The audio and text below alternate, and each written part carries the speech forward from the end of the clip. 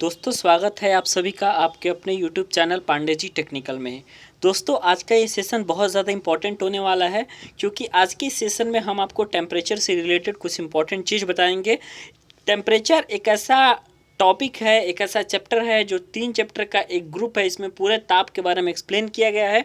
इन तीनों चैप्टर में से आज से हम स्टार्ट कर रहे हैं और बारी बारी से तीनों चैप्टर आपके ख़त्म कर दिए जाएंगे। उसके बाद आपको हम क्वेश्चन आंसर की सीरीज कराएंगे जो सिर्फ और सिर्फ टेम्परेचर से रिलेटेड होगा, क्योंकि बाकी सारे चैप्टर भी लगभग कंप्लीट हो चुके हैं। तो बाकी सारी वीडियो यदि आपने नहीं देखी है तो आप प्लेलिस्ट चेक करके उसमें देख सकते हैं। तो चलिए दोस्तों स्टार्ट करते हैं। दोस्तों हम स्टार्ट करते हैं ताप से। टेम्परेचर क्या होता है? तो टेम्परेचर दोस्तों ये विज्ञान की वह शाखा है जिसमें ताप का अध्ययन किया जाता है। टेम्परेचर क्या होता है? यह विज्ञान की वह शाखा है जिसमें ताप का हम क्या करते हैं? अध्ययन करते हैं। थर्मोमेट्री कहलाती है। ठीक है, तो क्वेश्चन इस तरीके से भी पूछा जा सकता है कि विज्ञान की वह शाखा जिसमें ताप का अध्ययन किया जाता है उसको क्या कहते हैं? तो आप इसमें थर्मोमेट्री ट्रिक कर दीजिएगा। अब बात आती है कि ताप कहते किसे हैं? तो ताप जो होता है किसी वस्तु की गर्माहट या ठंडक का माप होता है। ताप द्वारा दोस्तों यह पता लगाया जाता है कि जो दी गई वस्तु है अन्य वस्तुओं के सापेक्ष तापीय साम्य में है कि नहीं। ठीक है, ये जो हमारा टेम्परेचर है दोस्तों, ये हमारा टेम्परेचर का जो एसआई मात्रक है ये भी डायरेक्ट कई बार पूछा जा चुका है।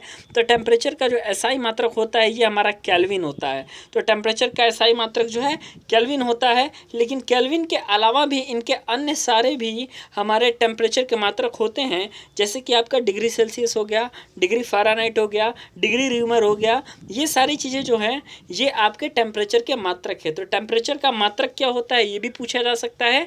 ताप के अध्ययन को क्या कहलाता है ये भी पूछा जा सकता है, या फिर टेम्परेचर किसे कहते हैं ये भी आपका पूछा जाता है। तो इस तरीके से आपका टेम्परेचर कम से कम कंप्लीट हुआ, इसका डेफिनेशन, इससे रिलेटेड ये 4 या 5 क्वेश्चन जो बनते हैं आपके एंट्रेंस एग्जामिनेशन में।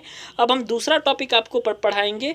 ये दूसरा टॉपिक आपका है तापीय साम्य, जिसको हम थर्मल इक्विलिब्रियम के नाम से जानते हैं। इसको हम किस तरीके से एक्सप्लेन करते हैं कि यदि दो भिन्न भिन्न तापमान वाली वस्तुएं x तथा y को संपर्क में रखा जाता है, जैसे कि मान लीजिए कि हमारा एक ये वस्तु x है और दूसरा वस्तु हमारा ये y है, इनको यदि हम संपर्क में रखेंगे और इनके टेम्परेचर यदि दोस्तों अलग अलग होते हैं तो x और y को संपर्क में रखने पर उच्च ताप वाली वस्तु का ताप जो होता है ये निम्न ताप वाली वस्तु तक ऊष्मा का प्रवाहित होने लगती है। यानी कि यदि दो ऐसे वस्तुओं को रखें जिनका टेम्परेचर दोस्तों अलग अलग हो तो उच्च ऊष्मा जो होती है ये सदैव उच्च ताप वाली वस्तु से निम्न ताप वाली वस्तु की तरफ फ्लो होती है, और ये दोस्तों तब तक फ्लो होती है जब तक कि दोनों वस्तुओं का तापमान समान ना हो जाए। जब ये दोनों वस्तुओं का सामान्य ताप हो जाएगा तब इस अवस्था को जो है हम ये थर्मल इक्विलिब्रियम का नाम से जानेंगे। जैसे कि मान लीजिए ये वस्तु x है, ये वस्तु y है, ये x का ज़्यादा टेम्परेचर है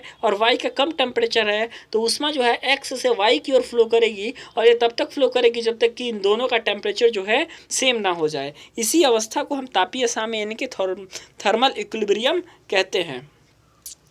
दोस्तों आगे हम बताएंगे तापमापी के प्रकार। इससे पहले बता दें कि इससे क्वेश्चन भी बहुत सारे पूछे जाते हैं। तो क्वेश्चन आंसर की जो सीरीज़ है ये भी हम आपको कराएंगे पूरे टेम्परेचर से रिलेटेड, लेकिन उससे पहले आपको थ्योरी जानना बहुत ज़रूरी है, क्योंकि यदि आपका थ्योरेटिकल कॉन्सेप्ट क्लियर हो जाएगा तो आप जो है बिना आपको ऑप्शन देखे ही आप करेक्ट आंसर बता सकते हैं कि कौन सा आपका करेक्ट आंसर है, और उसमें आपकी एक्यूरेसी बहुत ज़्यादा होगी।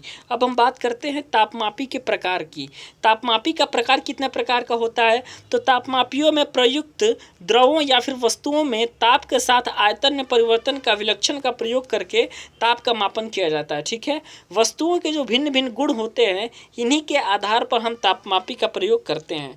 जैसे कि सबसे पहले तापमापी का हम बात करें, सबसे पहले थर्मामीटर का बात करें तो सबसे पहला जो थर्मामीटर होता है ये आपका लिक्विड थर्मामीटर होता है। लिक्विड थर्मामीटर क्या होता है? तो लिक्विड थर्मामीटर में केस नली में अल्कोहल या पारा प्रयुक्त करके ताप को मापा जाता है। ठीक है, केस नली एक नया वर्ड आ गया। केस नली क्या होता है? एक पतली यहाँ पर एक पतली जो बेलनाकार नलिका होती है इसी को केस नली कहते हैं, जिनके ऊपर और नीचे का जो डायमीटर होता है वो आपका बराबर होता है। तो इसी केस नली में आप यदि अल्कोहल डालेंगे तो अल्कोहल द्वारा 115 डिग्री सेल्सियस तक के ताप तथा पारा द्वारा प्रयुक्त करने पर -39 डिग्री सेल्सियस से लेकर 350 डिग्री सेल्सियस तक के ताप जो है मापे जा सकते हैं। कहाँ से?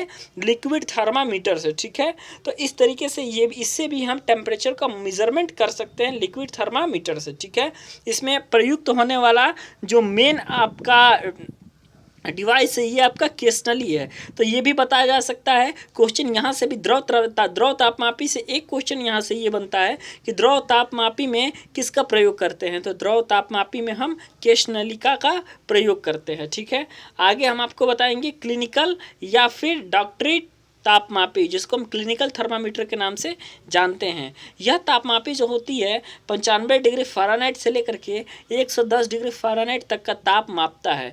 इस तापमापी में पारे का प्रयोग किया जाता है। ज्ञात हो कि द्रव तथा डॉक्टरी तापमापी दोनों ही ऊष्मीय प्रसार यानी कि थर्मल एक्सपेंशन के सिद्धांत पर काम करते हैं। तो यहाँ से एक क्वेश्चन फिक्स हो गया कि डॉक्टरी जो थर्मामीटर होता है या फिर आपका जो लिक्विड थर्मामीटर होता है, ये दोनों थर्मामीटर जो है थर्मल एक्सपेंशन के सिद्धांत पर काम करते हैं। और ये जो डॉक्टरी आपका थर्मामीटर यानी कि क्लिनिकल थर्मामीटर जो होता है ये 95 डिग्री फ़ारेनहाइट से लेकर के 110 डिग्री फ़ारेनहाइट तक टेम्परेचर को माप सकता है। अगला हम आपको बात करते हैं constant volume gas thermometer. Constant volume gas thermometer क्या होता है? तो इस तापमापी में हाइड्रोजन गैस का प्रयोग किया जाता है। ठीक है, यानी कि कांस्टेंट वॉल्यूम गैस थर्मामीटर में इस तापमापी में हाइड्रोजन गैस का प्रयोग किया जाता है। तापमान में परिवर्तन होने पर हाइड्रोजन गैस का दाब भी परिवर्तित हो जाता है। जैसे ही टेम्परेचर हम चेंज करते हैं वैसे टेम्परेचर के चेंज होने के साथ साथ हाइड्रोजन गैस का दाब जो है इसमें परिवर्तित हो जाता है। अतः यही सिद्धांत इस तापमापी में प्रयुक्त होता है। ठीक है, अब बात आती है कि इससे कितने डिग्री से लेकर के कितने डिग्री सेल्सियस तक मापा जा सकता है। तो -200 डिग्री सेल्सियस से लेकर 500 डिग्री सेल्सियस तक का जो टेम्परेचर है ये आपका कांस्टेंट वॉल्यूम गैस थर्मामीटर से मापा जा सकता है। यदि -200 डिग्री सेल्सियस से नीचे का ताप मापना हो तो हीलियम गैस का प्रयोग करना पड़ेगा, हाइड्रोजन गैस से काम नहीं चलेगा। आगे हम आपको बात करते हैं थर्मोकपल थर्मामीटर के बारे में।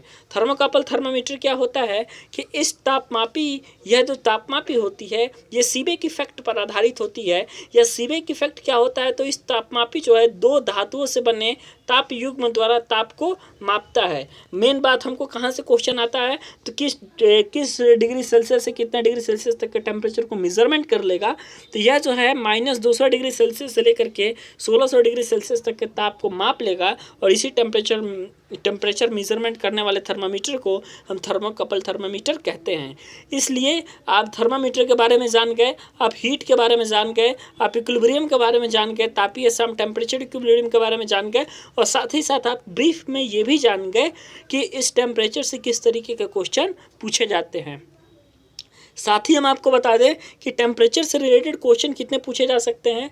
ये अभी हम थ्योरेटिकल पार्ट करा रहे हैं, इसके बाद जो है आपको न्यूमेरिकल पार्ट और इससे कितने क्वेश्चन आए हुए हैं पॉलिटेक्निक एंट्रेंस एग्जामिनेशन में, सभी क्वेश्चन को आपको जरूर कवर कराया जाएगा। धन्यवाद।